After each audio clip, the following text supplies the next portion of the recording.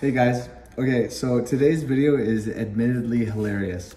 So the start of the video, I am preparing for Tony to come with an additional A2000, 24 A2000s to toss into my server rack. So I wanted to prepare the cases as much as possible because the previous time we wasted a lot of time on trying to get the rails on, and then we realized those rails didn't work, so we ended up just throwing those into his rack space. And this time I wanted to make sure that we weren't wasting time on setting up the cases, because it takes a long time to set up the cases with the fans and all that other stuff. So we start off this video with me going through what I had to do to prepare and try and make sure that we didn't have to worry about the cases. We could just toss in the hardware and then we can kind of just troubleshoot the hardware, because when you're piecing together a whole bunch of different things, motherboards, RAM, CPUs, he ended up having to go get a different CPU and yada, yada, yada. There's just a lot of things that you have to troubleshoot as you're building these things, which with an Octominer, you don't have to do any of that. It's just a plug and play. But when you're building it yourself with all different pieces and trying to optimize things, it's kind of a chore. So this video starts off like, all right, we're getting ready for this, and then we end up doing a live stream, and it is just hilarious. So I hope you laugh. I hope you enjoy it. I just pieced together some of the high points of the live stream, and then it just got hilarious, and I was just like, okay, just let all of this stuff happen. So anyways, I hope you enjoy this one. It's about a 10-minute video or 15-minute video of us building his additional 24 A2000s. And then the next video, which I'm really excited about, is me finally getting a JBOD, 20 bay JBOD for my Chia. So I get to bring all of those old hard drives that I haven't used in 3 months, put them into a JBOD. Anyways, we'll talk about that later. For now, watch this A2000 build log, and I hope you guys laughed because I was laughing. So enjoy it.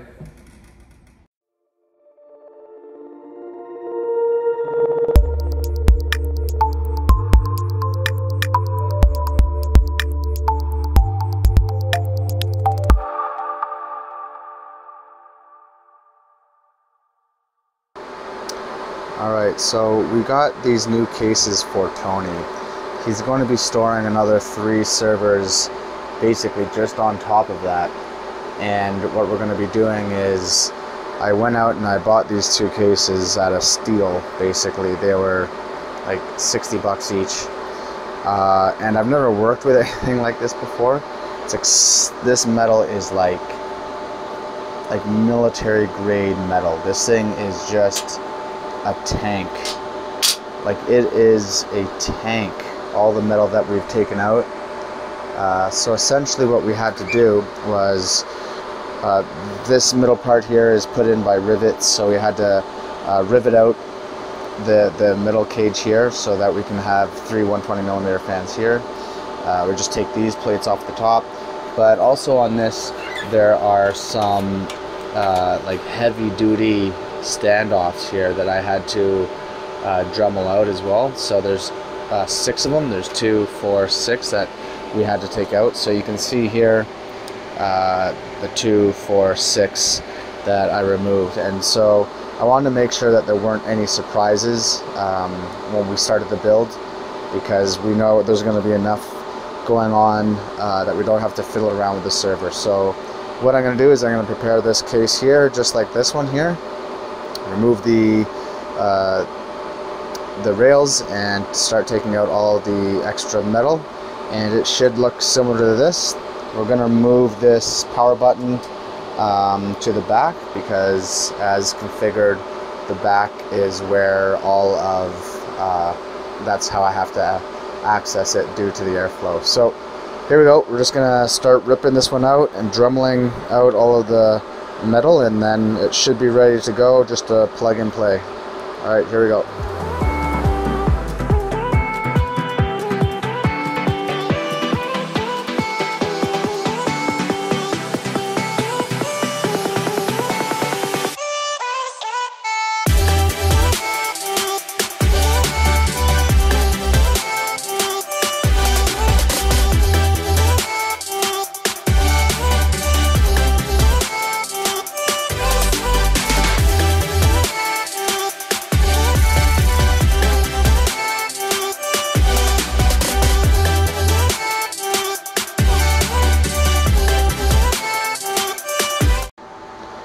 So this case is quite odd.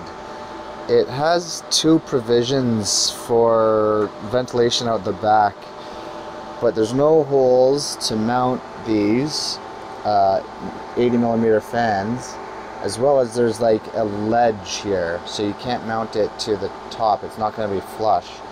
So I'm going to have to basically drill like some holes, and then so I can probably get one screw there at the bottom. It's not going to be attached at the top, which is okay, but so yeah, we're just gonna have to drill like some extra screw holes here just to get these aligned. Nothing's easy, boys. Okay, that worked out really well, actually. We got two screws in. We used a kind of like a washer there just to make sure that doesn't pull through, and this is not moving at all. We're having to use these Molex fans because we had a whole bunch left over, and for cost, just to keep costs down of these new rigs, we're trying to reuse some of the hardware that we had. So we're going to be using 3 120mm fans at the quote-unquote back, I guess, and 2 80mm fans at the front, plus another 120mm fan here at the front. So the exact same configuration we have over there. So now I just gotta do the same to that, and this case is prepped and ready to go. The only thing we need to do is toss in the hardware and the GPUs and the mid-plate fans. Sweet, almost there. So you can see here, I just punched out this little section here, and it's just a little too small for the power button to go in.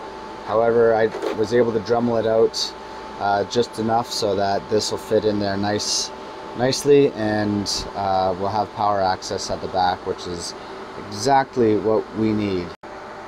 Alright, we're just wrapping up this case here. I was able to actually, after I fastened these 80mm fans in place, I was able to actually punch out a hole here for the power button, Dremel it a little bit to size. It was a little bit small, but that's a perfect place for the power button for us, because I need access to be able to turn on the machine and off the machine from the back. So that ended up working out really nicely. Look at that, it's not moving. That is solid. Alright, that's one case down. Finish up the other one, and then we'll get on to the Rosewell case. What up, DJ Minds in the house, everybody? DJ Minds, I got a question for you, son. I'm glad that you joined this build log. So we just finished watching your previous video where you kind of went off on this guy. I love it. I mean, I like the fact that you're able to say your name, but the guy's making $20 million, yo. He's making $20 million selling out. And you know what? If I had to sell out to make $20 million, I would do that too. So I would be like, all right, we're done with whatever it is I said I was going to be doing. Now I'm going to be selling out and making $20 million. So I don't mind. What's the power supply we're going to be using? We'll be using the. Yeah, so I don't mind people selling out when it's like that much. It is like, yeah, I gotta be careful with the sound. If he's making 20 million bucks, man, good on him. I thought it was funny though. I thought you were gonna ask him for a sponsorship or something. Okay.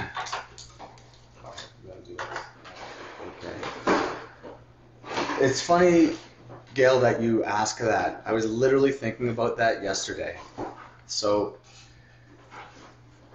the roller coaster of crypto is when it's going up, you feel like it's never going to fall, right? You feel like it's never going to crash. I think my lesson is I should take out a little bit when it goes up high to all-time highs again, because you can keep riding that wave, but if you never you never pull out what is your end goal. Is your end goal when ETH gets to 50K? What happens if it never gets there? Then you hold it till, I guess, it dies, right? So I'm not too sure if I will sell at 4K. I probably will liquidate a few of my ETH at that point. But it also depends on the sentiment of the market, because for me, if you feel like people are, things are not going well in the market and people are like have a lower expectations of where it's going to go, I think in a year and a bit, we're going to really know a lot more with ETH, what it really is. So after this merge, it's going to really show us what Ethereum can be eventually. It could completely flop, and then it's worthless, and crypto goes through a crypto winter again. Or it could be amazing, and if you just hodl for 10 years, you're going to be set for life. So, yeah, I don't know. If it goes to 4K, I probably will sell a few coins just to get back into the even. Here we go. This is the final pièce de résistance. The front has 3 120mm Molex fans, and that's blowing air towards us. And then you've got the A2000s, 8 of them. Then you've got that mid plate there for 5 80mm fans that are blowing onto the A2000s. And then at the back, sorry, it's shaking. At the back, we have 120mm fan here, and there's going to be 2 80mm fans here. So that's going to be bringing air from the back through the case, out the front, and into the custom thermal room. So these are the fans that we bought. It's 3000 RPM, 12 volts. But if you look at the pins, like the actual pin, these are 2 pins, and our fan hub is 4 pins. So if you look at this fan hub here that connects 10 fans together, the pins on each one is 4. So the 2 pins wouldn't go into it, and therefore we have to get another one of these fan hubs.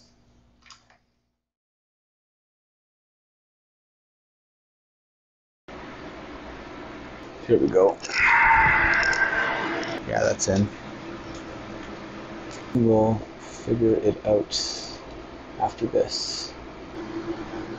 Yeah, should just be 1 click. Right? Yeah.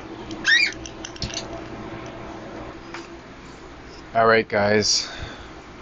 What is the power matrix? Is that a soft switch control? So he has like basically an outline of all the circuits he has and like how much power would be drawn per circuit. So he's brought different circuits down from his house that are not used to here. So yeah. Oh, this sucks. Maybe Ryan's got some good ideas.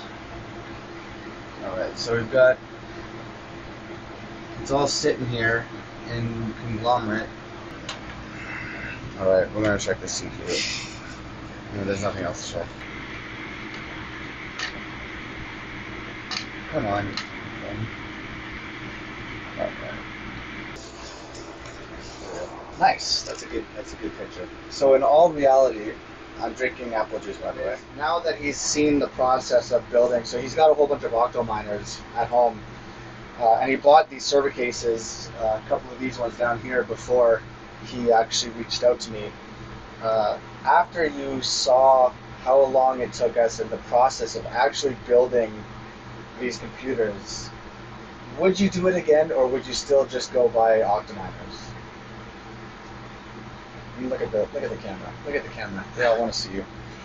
Yeah, like I think at the end of the day, like capital is very scarce. Like I think this way, the way even now, like because of the old inefficiencies of how I approached it, like the power supplies are different brand and stuff like that. So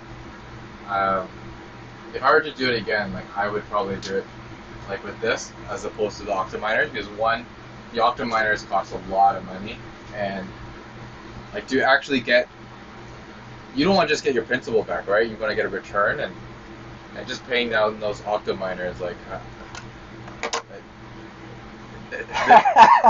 you're thinking about like, you know, when you actually pay down those octo miners, and here, right, like you're really just adding some fans and some like a server case, but everything else is pretty much from an open air rig. And you know, back in the days, like the open air rigs, like they could easily cost $200 on Amazon, or like even $150, right? So like buying these Roosevelt cases on like discount when you can, and like scaling up this way, just the overall approach and mentality got to be sustainable. Like I think, yeah, like I think I learned a lot in this business venture, just kind of like simplify where possible, and not buy like random shit when you don't need it, right? So yeah, some of the things. Okay, so Tony had to leave, and we had sporadic success with some of the cases, but it ended up taking me 2 days of straight troubleshooting to get each one of them solidified and stable. And it was like, we ended up having to throw away a motherboard that just was not working. I had a spare motherboard. We ended up using that one. They're all stable now, so he's got all 48 of his cards down there and working like clockwork, so that's great.